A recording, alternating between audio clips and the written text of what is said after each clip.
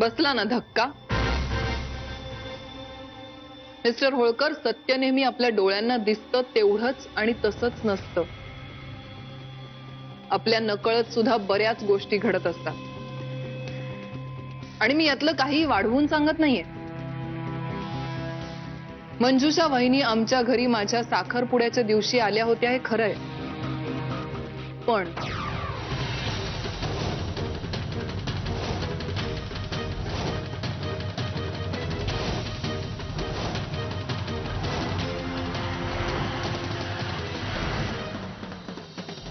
मगाशी येऊन मी प्रियाबद्दल जे काही बोलले ते सगळं खोटं होतं. माझ्या नवऱ्याने माझ्यावर बळजबरी करून हे सगळं बोलायला मला भाग पाडलं.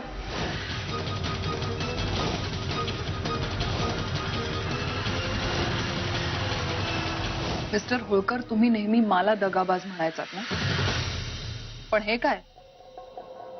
तुमची बायकोच तुमच्याशी खोटं बोलते. माझ्या खोटं बोलण्यामागे काही कारण आहे.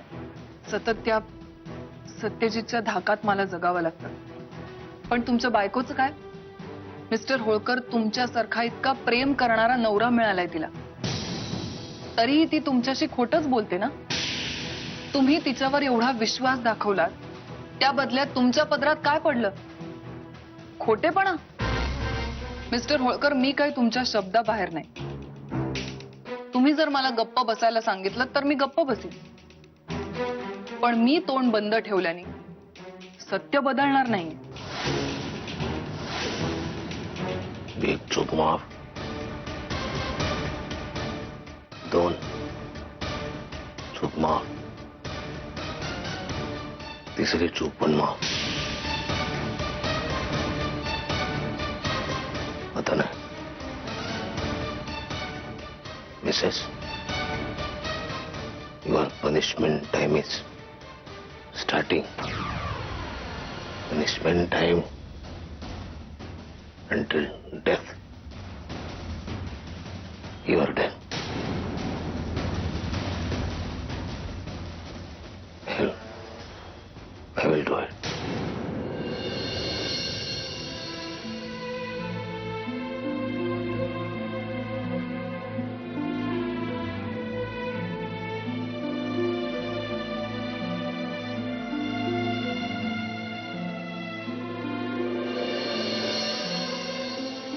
चारू ते झोपले? हो, म्हणजे आराम करतात जरा. प्रियाच्या अशा अचानक गायब होण्यामुळे खचल्यात त्या. साहजिक आहे, त्यांचा खूप जीव आहे प्रियावर. बहिणी, आपल्या जवळचा माणूस नुसतं नजरेआड जरी गेलं ना तरी खूप त्रास होतो. भाऊजी, मी ओके. मी आजकाल आठवणींमध्ये फक्त रमतो, त्रास नाही करून घेत स्वतःला. आणि मधुरालाही तेच आवडेल. बस, मी आलोच. सुहास, अरे कुठे चाललास तू असं अचानक? प्रियाला शोधायला. प्रिया अशी अचानक बेपत्ता झाली आणि मी घरामध्ये असा पुतळ्यासारखा बसू नये, मला सहन होत नाहीये हे. मला माझीच लाज वाटते मंजिरी. सुहास, ते काही नाही, मी प्रियाला शोधायला घराबाहेर पडतोय. अरे हो, पण हे गेलेत ना तिथेच. भाऊजी कशासाठी गेले त्याचा माझ्याशी काही संबंध नाहीये. मी बाहेर पडतोय हे फायनल आहे. सुहास, हे बघ, आता ताईपणा करू नकोस. जरा विचारानं वाग. आपल्याला जसं आपल्या जवळच्या माणसाबद्दल सगळी माहिती असते ना, तशीच आपल्या शत्रूबद्दल पण असावी लागते. आणि प्रियाला जर दादाने किडनॅप केलं असेल ना, तर त्याचा पत्ता फक्त हेच लावू शकतील. समजतंय ना मी काय म्हणतेय ते? समजतंय ना, समजतंय ना, सगळं समजतंय. पण हे जे काही होतंय ना ते भाऊजींमुळेच होतंय हे तुला समजत नाहीये. म्हणजे भाऊजी आणि दादा यांच्यामधल्या वादांमुळेच हे सगळं घडतंय हे कळत नाहीये तुला? एक मिनिट सुहास, हे सगळं जे काही घडलंय ना ते तू दादा विरुद्ध केलेल्या पोलीस कंप्लेंटमुळे घडतंय, कळलं ना? यांच्या शत्रुत्वामुळे नाही. उगाच वाटेल ते आरोप मी ऐकून घेणार नाही. बरोबर आहे, तुला आता हे सगळे आरोपच वाटणार. कितीही काही झालं ना तरी भाऊजींचीच बाजू घेऊन तू माझ्याशी भांड आता. ते तुझ्याशी कसेही वागले तरी. सुहास, आता तू लिमिट क्रॉस करतोय ना तुझे. माझ्यात आणि यांच्यात काय वाद आहेत, आमच्यात काय इश्यूज आहेत ते आमचं आम्ही पाहून घेऊ. त्यात तू बोललेलं मला अजिबात आवडणार नाही.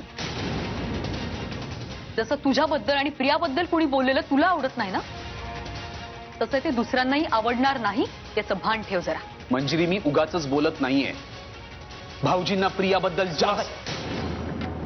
एक मिनिट वहिनी, जरा सुहास, बघ जरा शांत हो. हे बघ, आता कुणाचीच मनस्थिती ठीक नाहीये.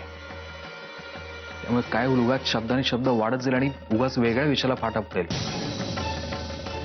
आणि सत्यजित गेलाय ना प्रियाला शोधायला. तू विश्वास ठेव, तो नक्की तिला शोधून काढेल.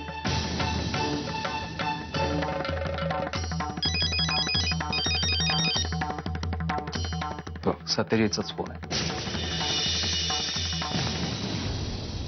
हा बोल सत्यजित, कुठे आहेस तू? विहंग, मी पन्हाळा रोडवर आहे. पन्हाळा रोडवर? ऐक, दादानं प्रियाला त्याच्या पन्हाळ्याच्या फार्म हाऊसवर ठेवलंय. मी आता तिथेच जातोय. मग ठीक आहे, मी पण येतो तिथे. नाही विहंग, तेवढा वेळ नाही आपल्याकडे. हे बघ, दादानं एक वार केलाय, तो पुढचा वार कधीही करू शकतो. तू घरीच थांब. मी फक्त एवढंच विचारायला फोन केला होता की तिकडे सगळं नीट आहे की नाही. हो, तू काही काळजी करू नकोस, इथे सगळं नीट आहे. ओके, मी करतोस तुला फोन नंतर. Okay, bye. या.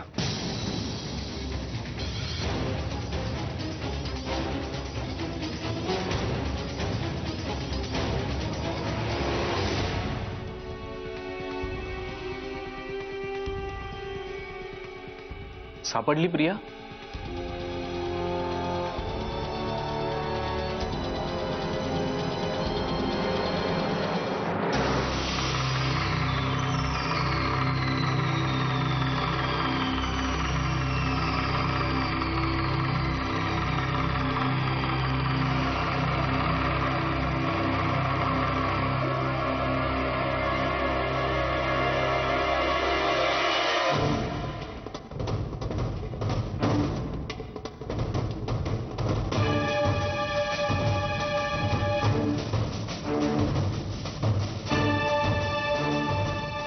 बसा बसा.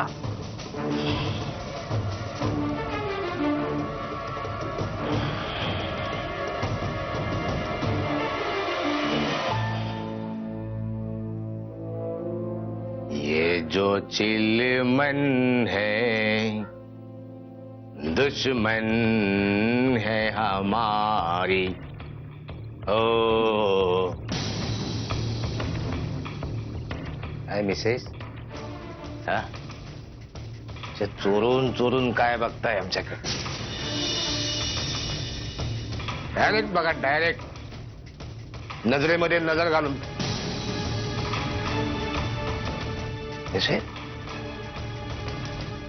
आधी तुम्ही कशा होता?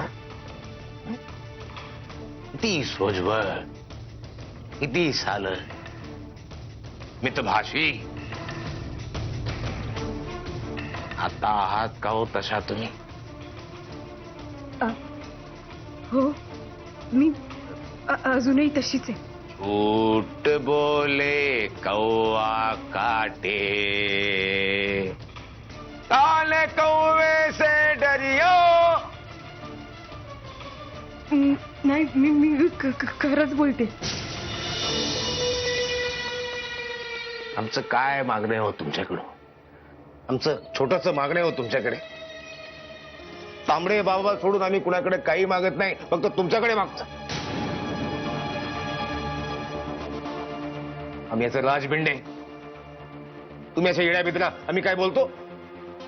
आम्ही मनमिळाऊ, तुम्ही सुटकी चेहरा घेऊन फिरता घरभर. आम्ही काय बोलतो? संपूर्ण गावात आमची किती मोठी प्रतिष्ठा, तुम्हाला काळं कुत्रं ओळखत नाही गावात. आम्ही काय बोलतो? तुम्ही मिसेस बरोबर नाही वागलात आमच्याशी. तुम्ही प्रामाणिकपणे नाही वागलात आमच्याशी. नाही, मी काहीच केलं नाही. आमची एकच रिक्वेस्ट होती हो, from bottom of my heart एकच रिक्वेस्ट होती. सनाप होळकर. नाही ते डॉक्टरची ट्रीटमेंट आणि उपचार चालूच आहेत ना. म्हणजे प्रयत्न केले पण गुणच नाही आला. चालूच आहेत ना प्रयत्न. तुम्ही पाहिलं विषय तो नाहीच आहे मिसेस. हो माय डिअर मिसेस, विषय तो नाहीच आहे. Different disease. तुम्ही त्याच्यापेक्षाही भयंकर वागलात आमच्याशी. नाही मी काहीच केलं नाहीये. खोटं बोलताय तुम्ही. खरंच सांगते. मग खरं बोलताय तुम्ही. 100%. तांबडे बाबाची शपथ घ्या. तांबडे बाबाची शपथ घ्या आणि सांगा.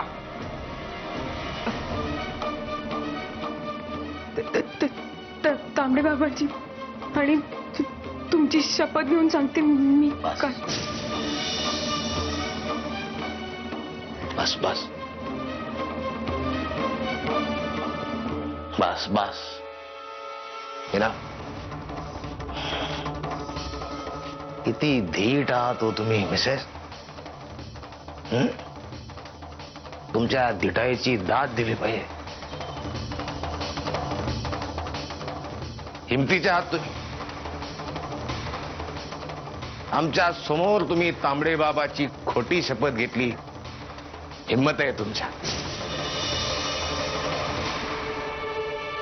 Punishment time. You need punishment time. And this time, full final. That means the end.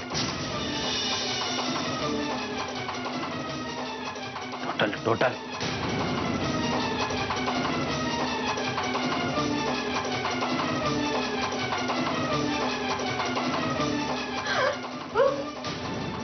हमारी शरण में तांबड़े बाबा, मेरे बाबा तांबड़े बाबा.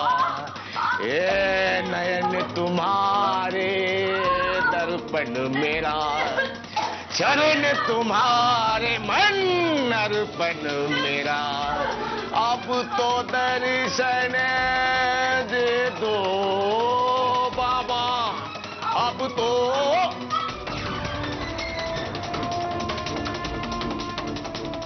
मेरे बाबा.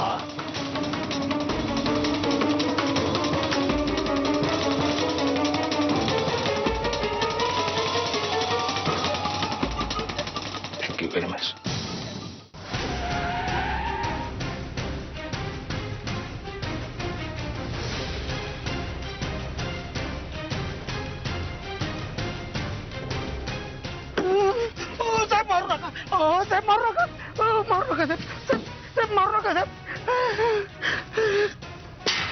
एक मार भाऊ साहेब.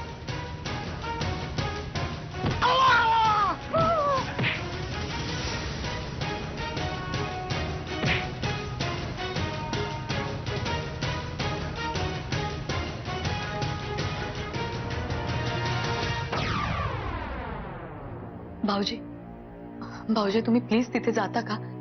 मला खूप भीती वाटायला लागली. ते एकटेच आहेत अहो तिकडे. वहिनी तुम्ही घाबरू नका. अहो सत्यजित स्वतःचं रक्षण करू शकतोय ना.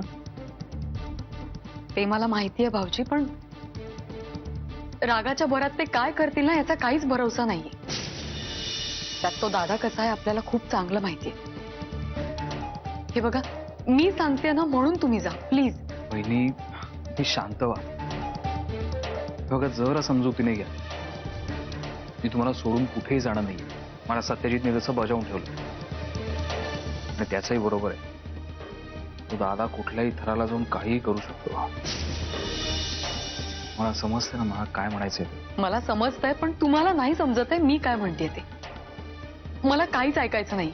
तुम्ही तिथे जाणार आहात बस. ठीक आहे. मी जाताना वॉचमॅनला अलर्ट करतोय.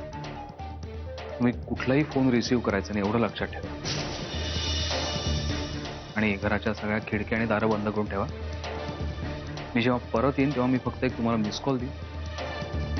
त्याच्यानंतरच दरवाजा उघडा. हो, मला सगळ्या अटी मान्य आहेत तुमच्या. तुम्ही प्लीज लवकर निघा. ते एकटेच हो तिकडे. हो मी थांबा, मी पण येतो. चला. तू कशाला? घरात बसून काय करू? मला प्रियाच्या आठवणीने इथे स्वस्त नाही बसवणार. चला चला. सुहास तू थांब इथेच, मी जाऊन येतोय. हो मला यायचंय, मी सांगतोय ना मला यायचंय म्हणून. वहिनी, भाऊजी जाऊ दे ना, घेऊन जा त्याला तुमच्या सोबत. चल.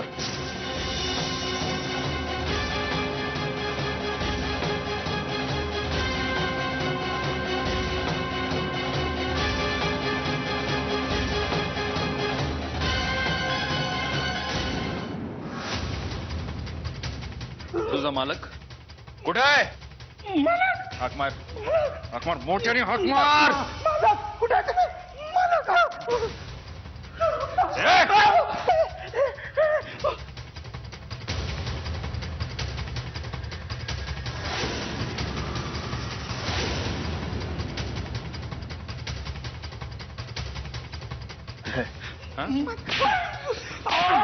मारू नका. कुठे आहे?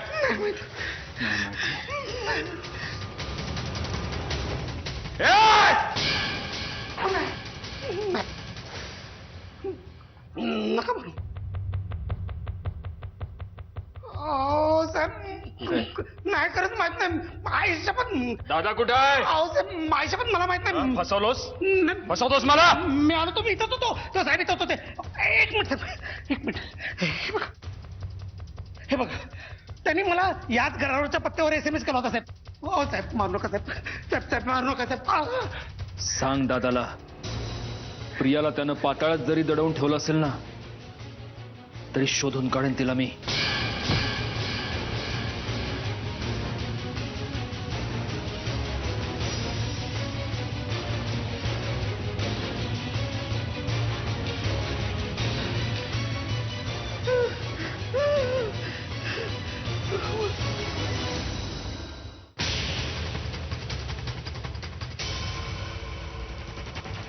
विहंग, तू इथे काय करतोयस? भाऊजी, सत्यजित लागला का प्रियाचा शोध? नाही, प्रिया इथे नाही. अरे पण तू इथे का आलास? मी तुला सांगितलं होतं घरी थांब म्हणून. सत्यजित शांत हो, घरी सगळे सेफ आहेत. आणि मी येताना वहिनीने सांगितलं की आम्ही परत आल्याशिवाय तुम्ही दरवाजा उघडायचा नाहीये.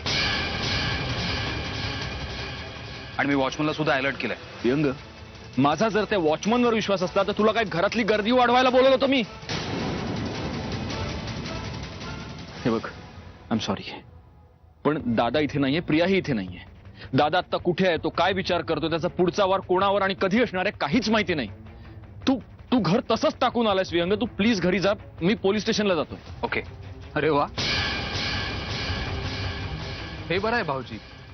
म्हणजे घरी मी पोलीस स्टेशनमध्ये जाऊन किती मूर्खपणा करत होतो हे मला समजावत होतात आणि आता स्वतःच पोलीस स्टेशनला चाललाय. सुहास तू काय बोलतोयस कळतंय का तुला? सुहास, कोल्हापुरात तुझ्या पोलिसात असलेल्या ओळखी आणि आमच्या पोलिसात असलेल्या ओळखीत फरक आहे. व्यंग, आपल्याकडे वेळ कमी आहे, चल.